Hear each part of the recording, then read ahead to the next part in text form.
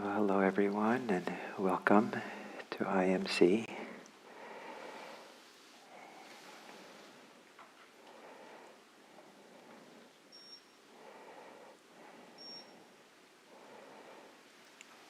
And we'll just start with a meditation directly. So to prepare yourself by sitting here with respect for yourself, with a kindness and care for your own welfare, perhaps so that later you might be able to offer respect and kindness and care to others. And to think of meditation as an act of self-respect, self-care, self-kindness, in such a way that it feels welcoming for you to be present, to be here at this time, at this place, with your attention.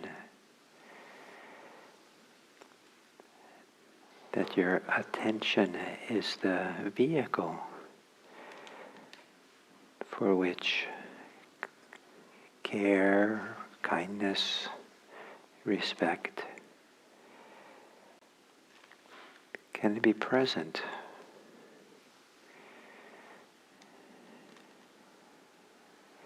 Gently closing the eyes.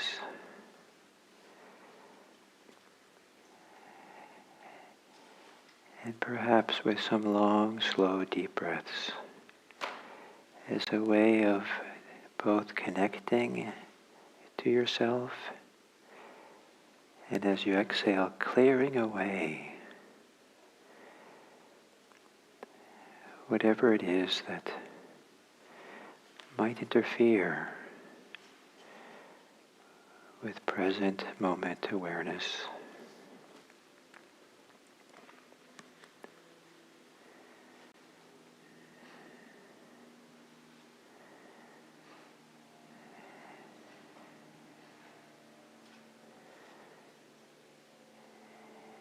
And letting your breathing return to normal.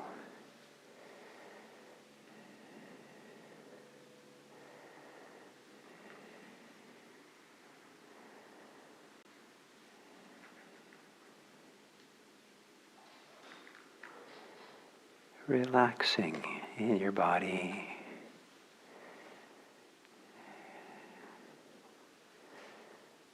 Softening.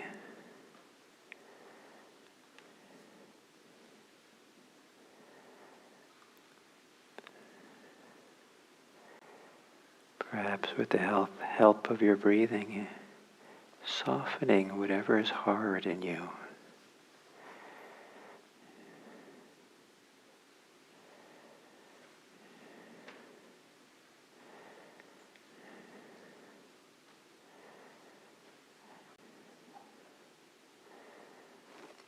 Meeting with care and kindness, whatever is difficult in you.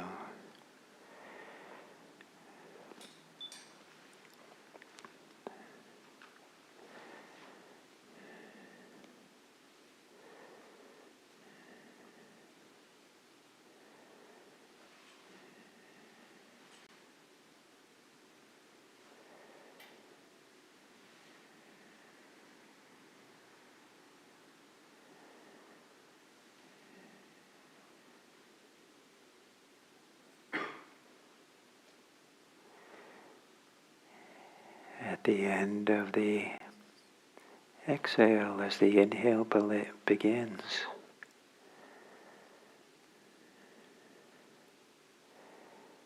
perhaps you can evoke the kind of awareness, attention, which has a quality of clarity. Just clear awareness here with the beginning of each inhale.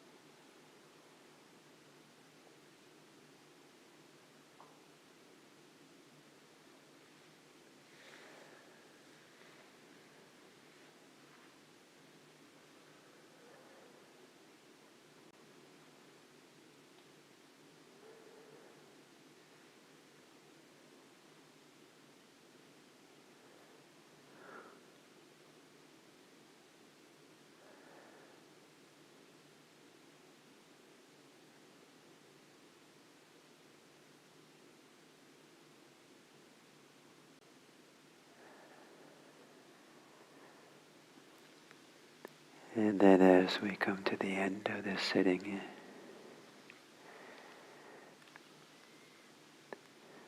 where would you connect to inside of yourself if you were going to gaze out on the world with respect, with care, with kindness? Where would that come from in you? From the heart, from deep in your torso,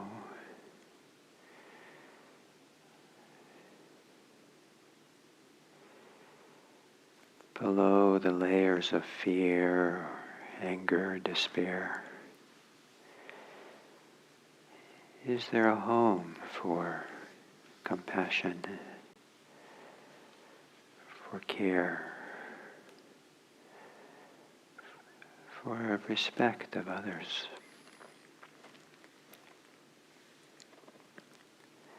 And if there is,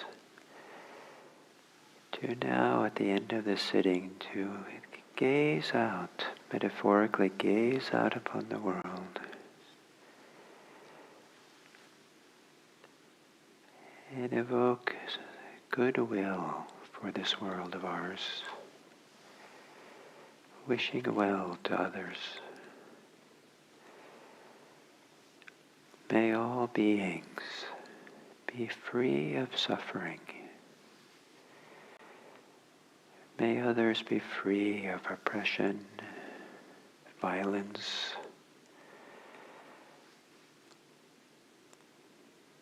Maybe they be free of hate, disrespect. May all beings live in safety,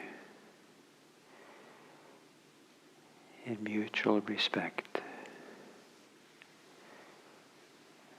May all beings be happy and free. And may it be that we can contribute to that being possible.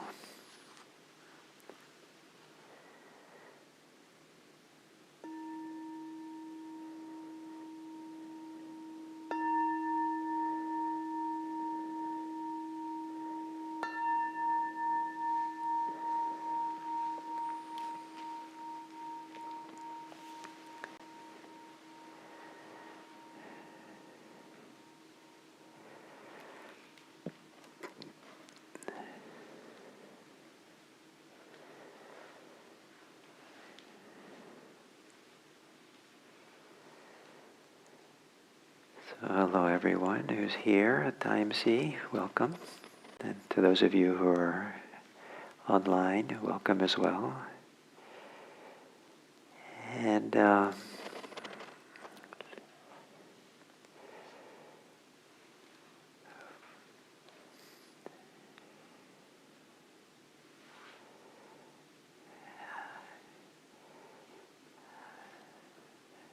thinking about how there are two sources within us for how we act in the world, how we react in the world, respond in the world. And one is more what I consider more on the surface, and one is from our depths, someplace deep inside. And the surface I associate with responding, reacting to the world. When the events of the world come to us and it meets our fear, or our anger, or despair, or hopelessness, or greed.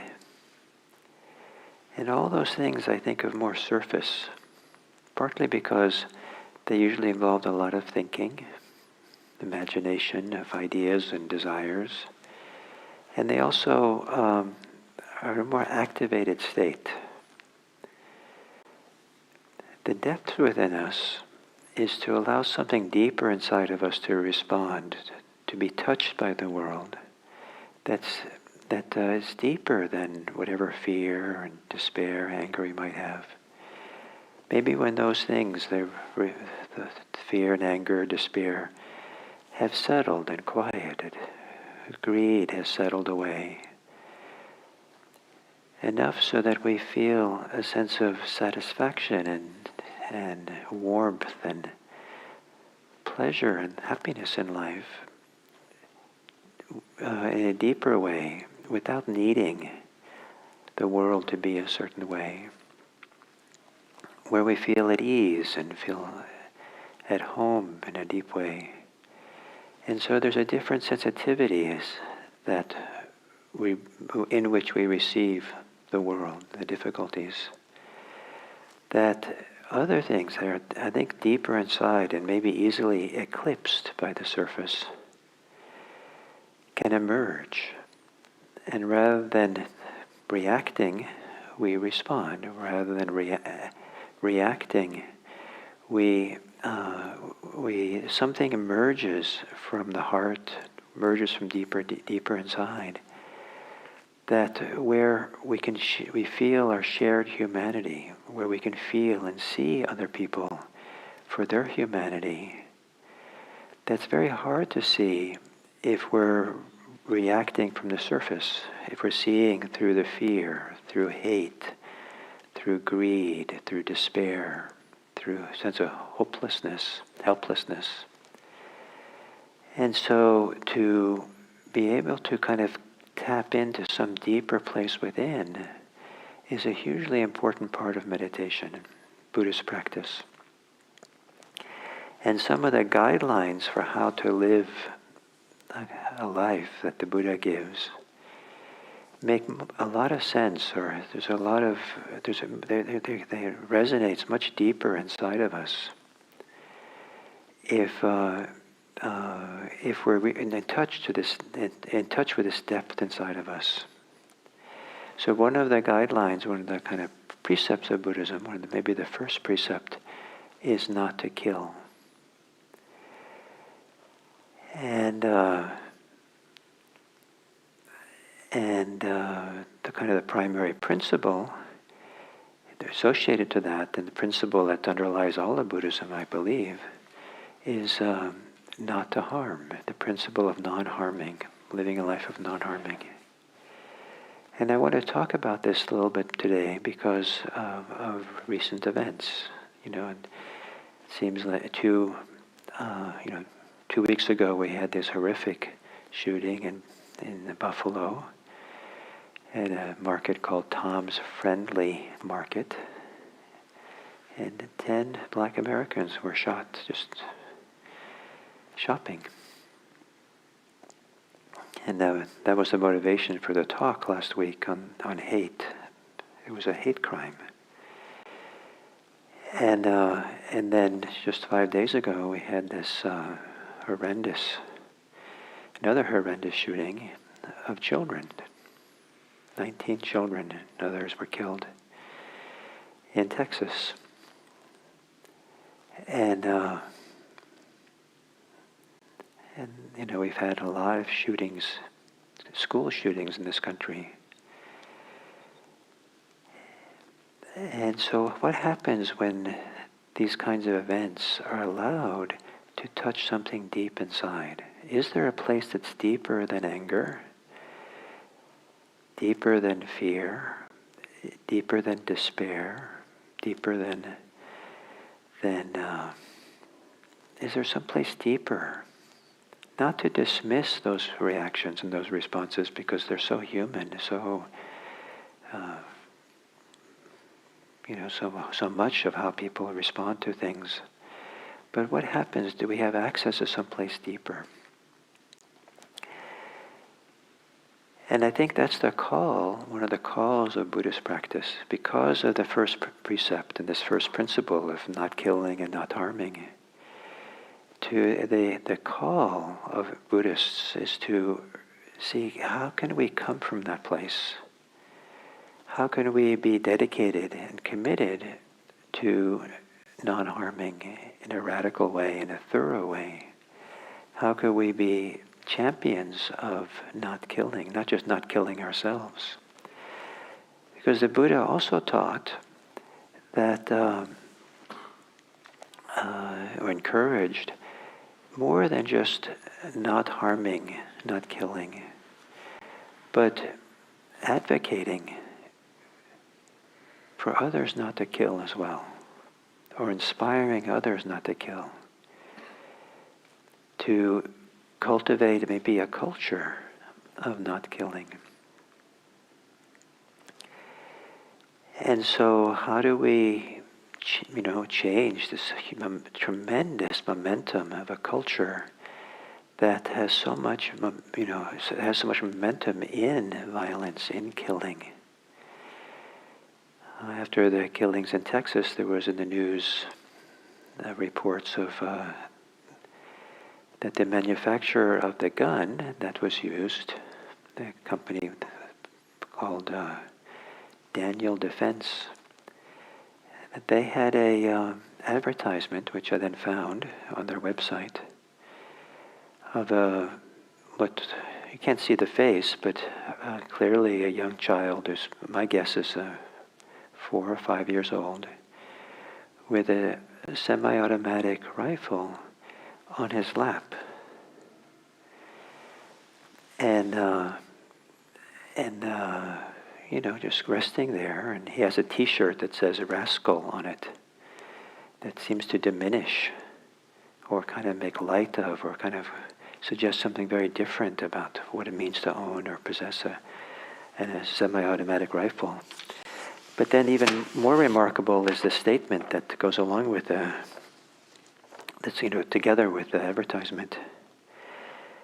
Train up a child in the way he should go. Train up a child in the way he should go, and when he is old, he will not depart from it. Start them early with semi-automatic rifles. So here's a company, a business, trying to promote the sale of their rifles. So this is not necessarily, I don't know if they're operating out of some kind of strange idea of compassion for our society. But it seems to me like they're operating under wanting to make business, wanting to sell, and trying to hook people in. And so the momentum of some of the economic forces in the society that's advertising a culture of violence.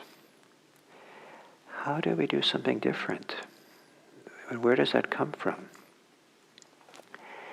So in the description of the first precept, the little bit longer description of it, one abstains from killing. One lays down weapons and swords.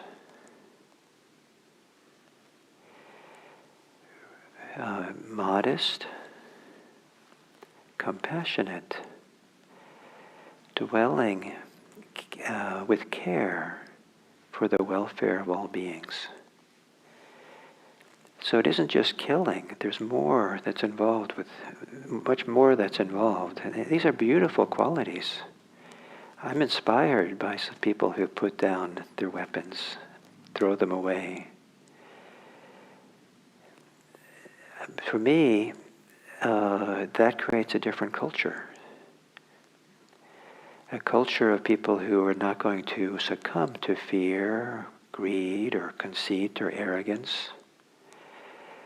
And one of the worst ways of, I think, of responding to the violence in the world is to allow the fear that it elicits to get the upper hand in such a way that we go out and buy another gun.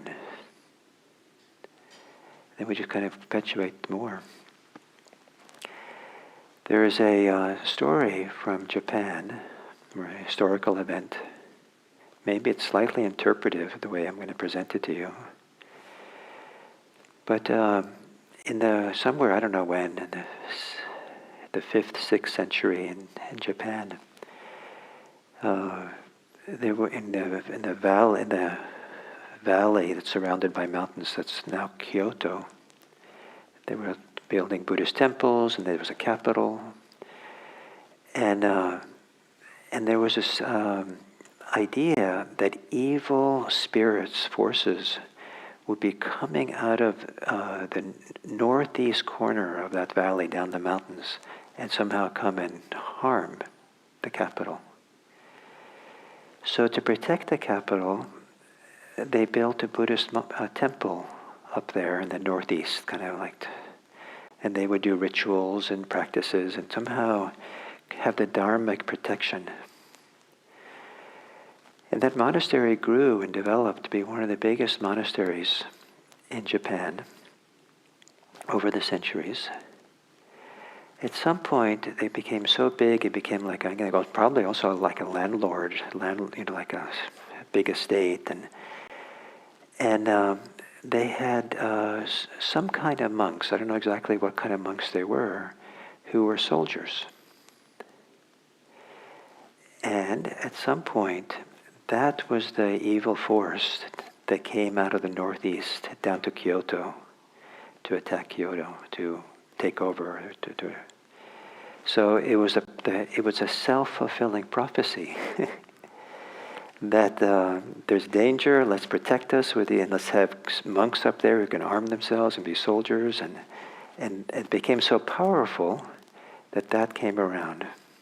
So it's a kind of a, I don't know if we want to take too much of a lesson from that, but it's certainly an example of sometimes living with fear and and kind of in a reactive mode can elicit the very thing that we're trying to avoid.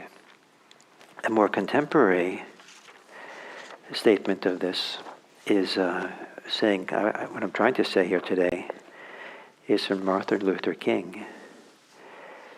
The ultimate weakness of violence is that it is a descending spiral, begetting the very thing it seeks to destroy. Instead of diminishing evil, it multiplies it. Through violence you murder the hater, but you do not murder hate. In fact, violence merely increases hate. Returning violence for violence multiplies violence, adding deeper darkness to a night already devoid of stars. Darkness cannot drive out darkness. Only light can do that. Hate cannot drive out hate. Only love can do that. So, I don't know, there's all kinds of things being said now, and almost every time there's some mass shooting like this, many of the same things get said about what should happen, and analysis of our culture and our society, and it's very sad to kind of think that here we're saying the same thing over. The repetition of this is kind of phenomenal. So I don't want to repeat some of the cultural ideas, societal ideas that are so commonly said. But I do feel inspired to evoke the importance of non-harming and not killing in a Buddhist life. And that learning how to do this in a wise way, learning how to do this so that we can protect ourselves better that way than we can through violence. It's not an obvious and easy thing to naively say, we should be nonviolent. When there are dangers in this world, it doesn't work. But are there ways, resources, that we can do to prepare ourselves and have other responses that come out of our compassion that help us be safe, help us live well, help us not perpetuate fear, despair, or a sense of hopelessness with all this. And one of the reasons why to do this is to radiate from ourselves, hopefully, a cultural change. So much of what's this, the roots of violence in this country, as we see, some of it comes from hate. Some of it, like with this last one in the school shooting in Texas, this 18-year-old who committed this horrendous killings, he was bullied. Apparently he had a stutter and a lisp and other things, and he had a mother who was a drug addict, and he probably had a very difficult life. And bullying is horrible. Especially if you're already at home, have a difficult life and no place of refuge. So the movements of bullying is not something to be taken lightly. I've had parents that tell me that they went to the school to try to deal with the bullying of their child at school, and the principals were not that interested in doing anything. But look, we have to respond. But how do we respond kindly? What happens, we've had correctional systems that, put people in jail, and they become worse in jail than they were before they went in, because of how terribly and disrespectfully they're treated. We don't call it bullying by the guards, but the guards can treat people horrendously. I met a man when I was in San Quentin who had spent 24 years in solitary confinement. Can you believe that that's possible in California, in a state prison? 24 years. And so, to perpetuate and the very system that's supposed to be a correctional system doesn't correct. It makes things worse. So but what do we do?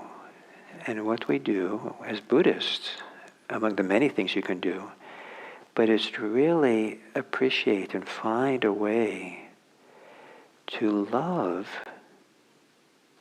certainly others, but love nonviolence. Love not causing harm. Love it because it protects you. It protects the best that's in you. That protects something that's wonderful and beautiful and rich and satisfying and worth coming from, a way that provides a meaningful life that doesn't depend on things which are relatively superficial, but comes in like from a heart that's full and satisfied or delighted and rich. And to do this practice not just to restrain from love, restrain from killing, but as the rest of the teaching goes, to be certain kind of modesty. I'm not clear exactly what that is, but some kind of modesty, compassion, and care for the welfare of everyone. It's interesting that the Buddhas presented kind of an analysis of how rulers can care for people. It's an ancient myth that the Buddha kind of, maybe he invented it, he composed it. But it involved the decay of society when the rulers do not care for everyone equally. And this is such an important idea, that everyone should be treated equally. Everyone should be given the same opportunities. And it's the role of the government to make sure that happens. And the way that this myth goes is that there were a whole series of kings, hereditary kings who were born and ruled for many years.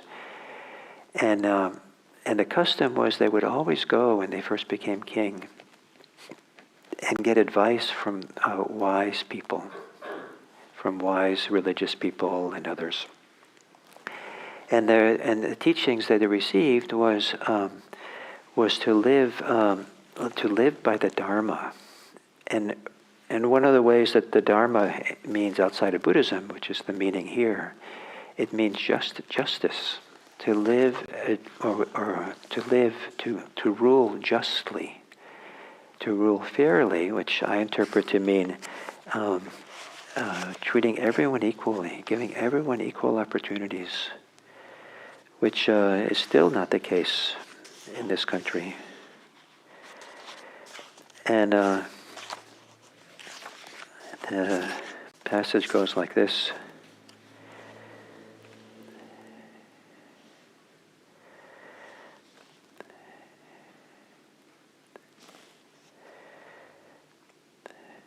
So these wise people would tell the king, yourself depending on the Dhamma, honoring it, revering it, cherishing it, and doing homage to it and venerating it, have Dhamma as your badge and banner, acknowledging the Dhamma as your master. You should establish, guard, ward, and protect everyone, your household, your troops, your people. Everyone was a long list, including animals and birds. The first task of the rulers is to protect everyone. But this thing about the Dharma, is it's not doesn't this in this context it doesn't mean Buddhism, but it means kind of a natural law. It means justice. It means fairness.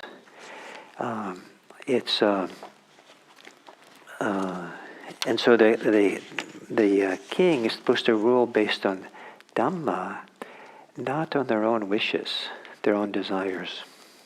You'll see this becomes important later. Let no non-dharma prevail in your kingdom. Non-dharma means injustice here, in all the different ways that can mean. Let no injustice prevail in your kingdom, and to those who have nothing, provide them. For those who don't have anything, provide for them. Provide for them property, probably so that they can take care of themselves.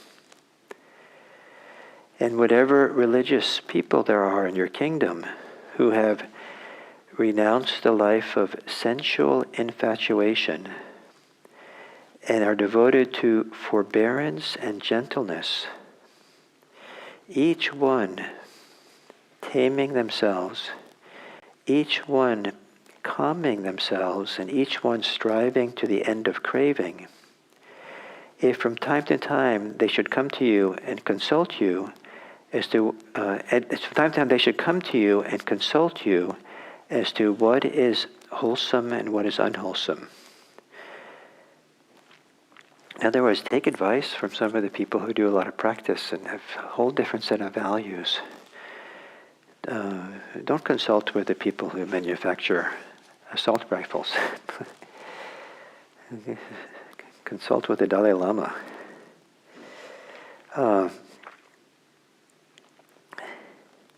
And who can teach you those things that will in the long run lead to welfare and happiness, not to harm and sorrow. You should listen to them.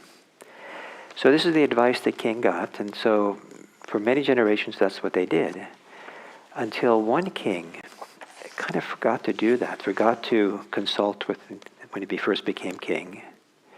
But finally the ministers came and got him and said, you have to listen to this.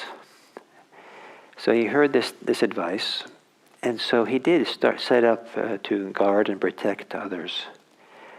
However, he did not care for the people who are in need. The people who had no property, and the way of taking care of themselves, he didn't provide them with property so they could.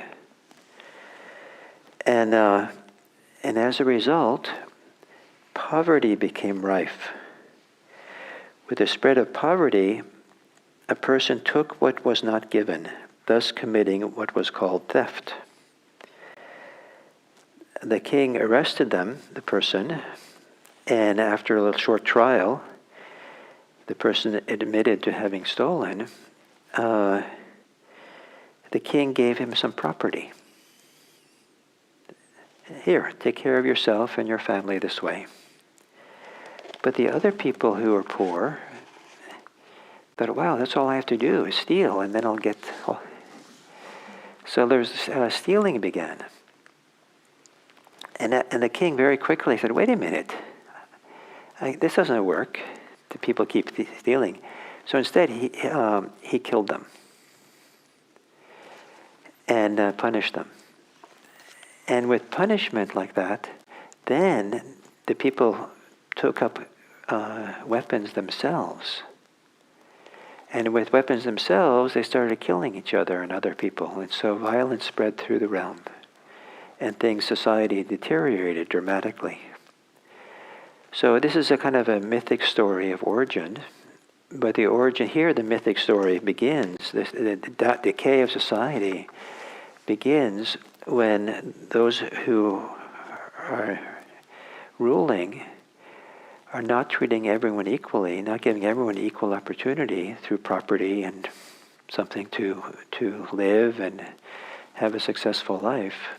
And so people become poor, and of course when they're starving they steal, and when they steal then I said of course that it sounds like it began with a good idea to give them something, but it was already too late. And it set up a very strange dynamic where other people started to steal, and then violence and all that. So this spiral of violence begets violence, as Martin Luther King said. Non-violence, does it beget non-violence? Non-harming, does it beget non-harming? I'm sure you could find situations where that's not the case.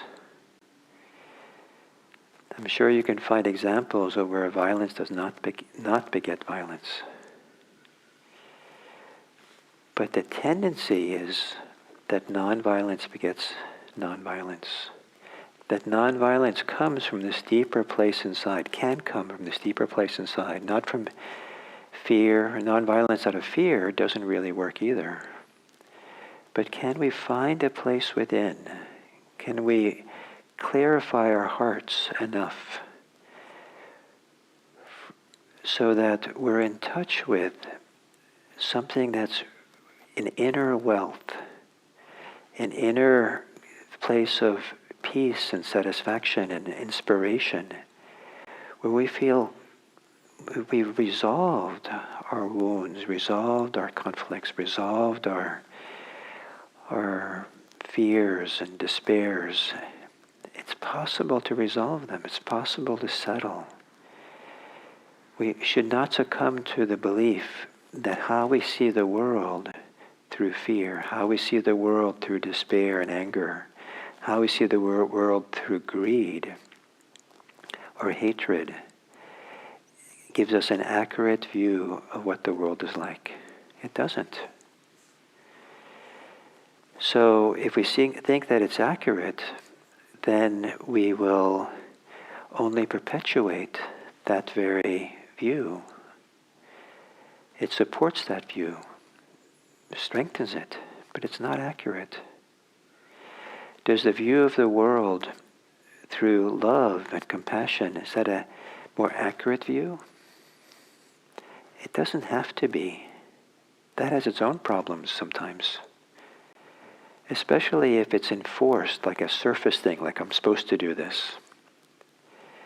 Where I think really makes a huge difference is doing something like meditation that allows all the shoulds and all the kind of even like a lot of the structures of our thinking to get quiet and peaceful, to resolve the challenges of our hearts, to get quiet in the heart or peaceful in the heart, so that when we encounter the world, we're encountering it from this place inside, where something resonates, something different can happen. I don't know all the different ways we'll respond from the heart, but it'll be much healthier than responding from the surface, the reactive way. And so this to be inspired by the horrendous things that go on in our society, to change society, to find ways to promote non-harming in our society, is one of the great tasks of a life. But before we can do that, I think, to really do the work in ourselves, to find a way to be an exemplar of a life that's motivated by non-fear, by non-hatred, by non-despair, non-greed, so that the most wondrous qualities of our heart have a chance to be shared in the world that we live in. It's heartbreaking to have all this hatred and despair and anger and violence that goes on in this country. But in that heartbreak, don't despair. Use it as a powerful catalyst, encouragement to do your work, to do your practice, to resolve the issues of your heart, so that your heart can come forth in beautiful response to what this world needs, and a response that's clearly and obviously one that never will harm anyone. Let's live in a world where non-harming is understood to be one of the greatest gifts we can give. So thank you.